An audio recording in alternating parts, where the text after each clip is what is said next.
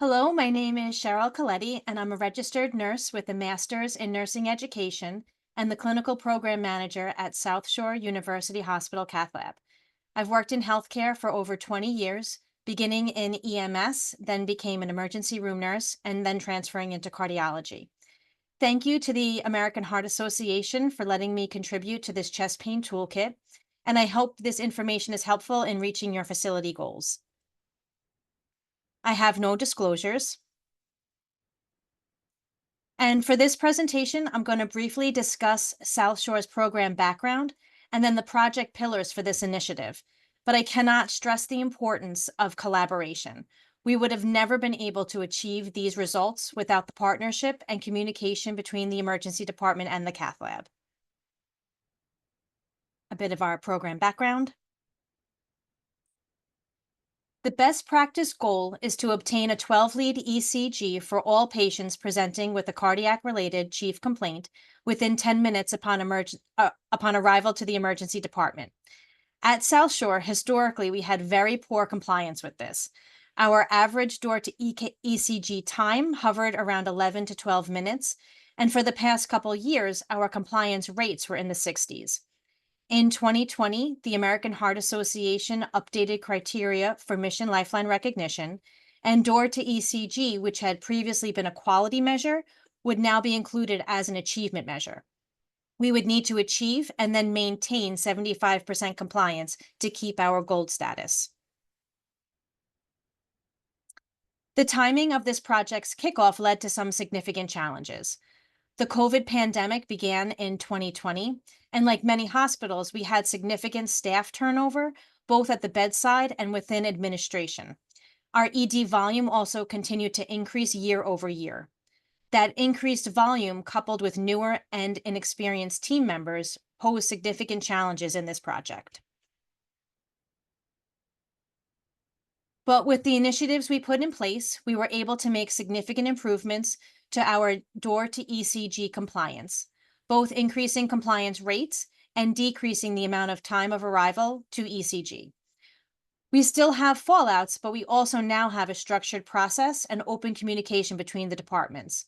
We're at the point now of, instead of having to make these broad process improvements and overhaul across the board, we address our fallouts on a case-by-case basis to figure out the individual circumstances leading up to the fallout.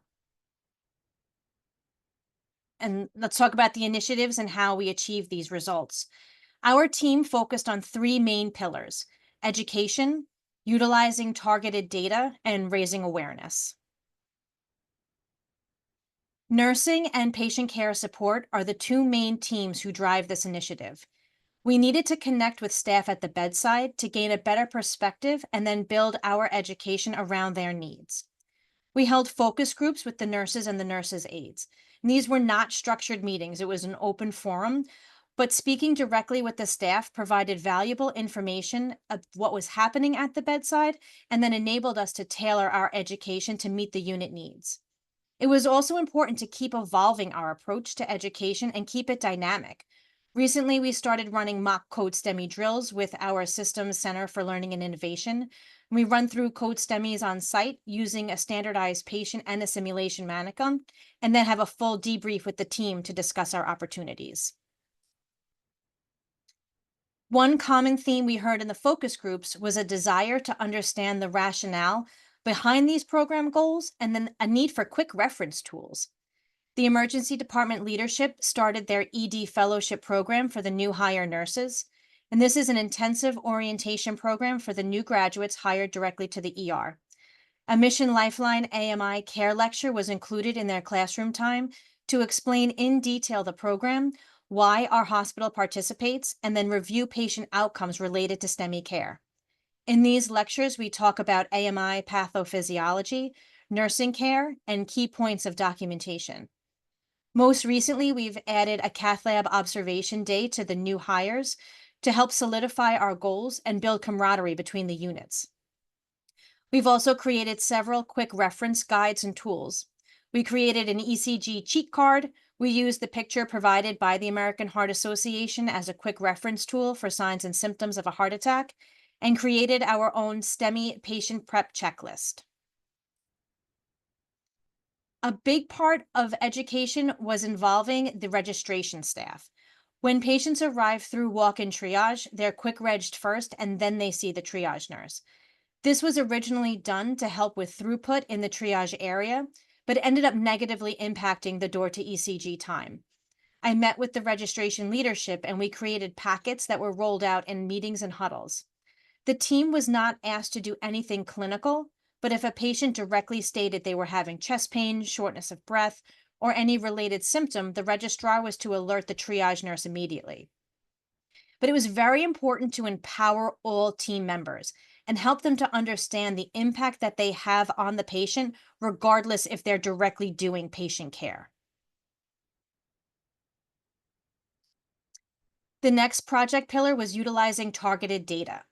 At first, each door to ECG fallout on our STEMIs were reviewed individually. It was helpful, but there were some problems with that initial approach. The first being it was very time consuming, and all the discussions were held after the fallout.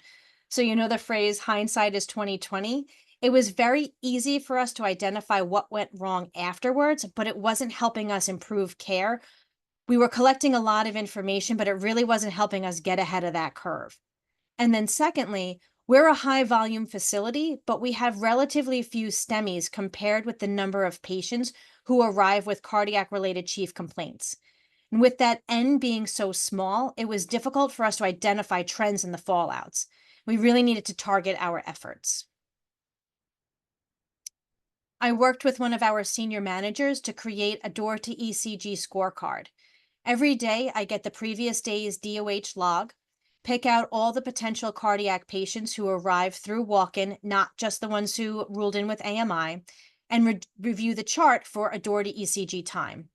The ones who exceed the 10-minute guideline get further broken down by age, gender, time of arrival, ethnicity, and chief complaint. This is all organized through an Excel sheet with pivots and generates a scorecard that I present at our ED committee meeting, cardiology quality, and our STEMI champion meetings. And this data was really helpful to understand the trends around our fallouts.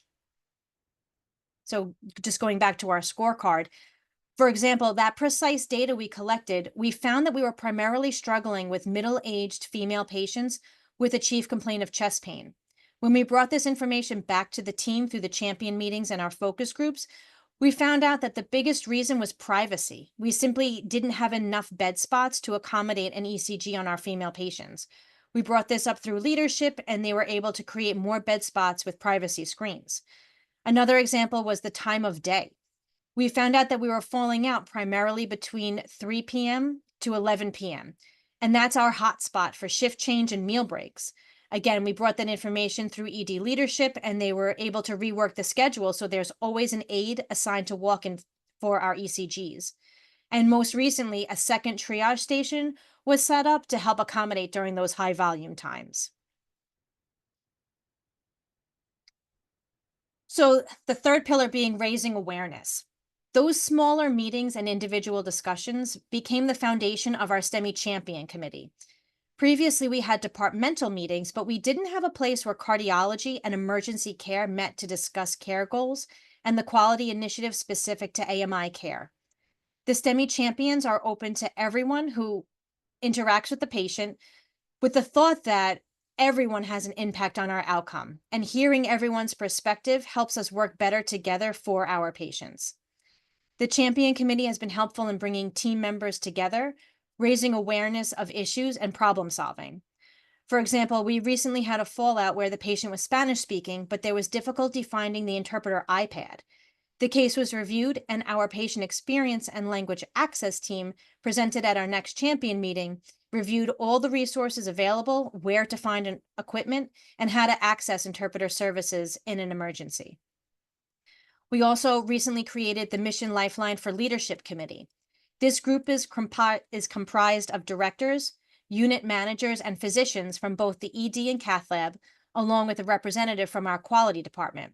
This group meets quarterly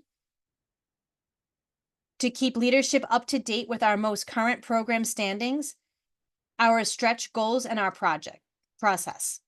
I'm sorry. One challenge connecting with the bedside staff is the rotating schedules, like daytime versus nighttime shifts, and it isn't always possible to coordinate meeting times.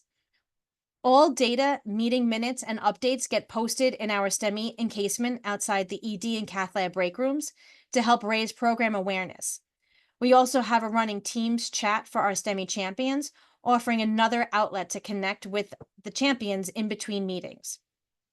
And most recently, we created a STEMI feedback survey accessible by QR code.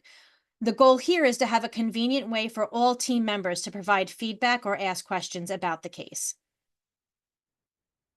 And as our program enters its second decade, we continue looking for ways to keep involvement up. In 2024, we heavily turned our attention to community outreach and education events. We've partnered with local libraries, community centers, and youth groups. We've opened up our monthly cath education conference to the emergency department and encouraged team members to participate in observation days in the cath lab. And while these events are not centered specifically around door to ECG, bringing the teams together for fun activities helps unify us and solidify our team goals. And it really has become important for our overall success. Thank you.